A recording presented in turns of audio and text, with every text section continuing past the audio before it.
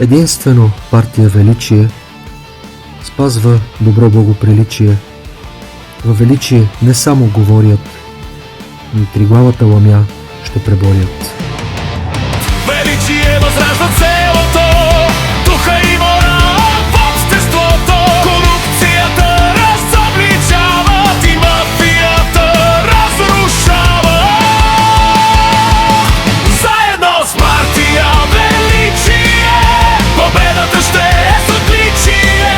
България пак ще процъфтява в сила, благоденствие и слава.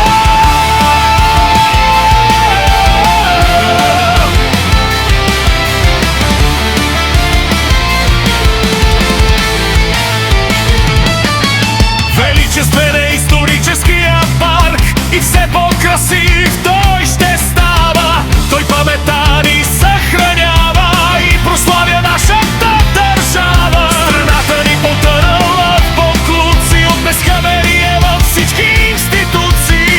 И вместо култура да развиват, бизнеса на хората разбиват. Заедно с партия Величие победата ще е с отличие. България пак ще процъфтява в сила, благоденствие и слава.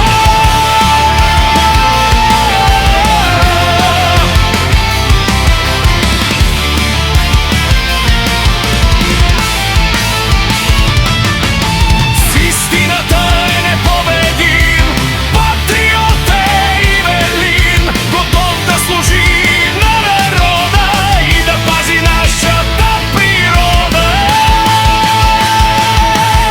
Смел българин, войн изполин, защитник на нацията и велин. Той иска за България справедливост, ще я постигне с Божията милост.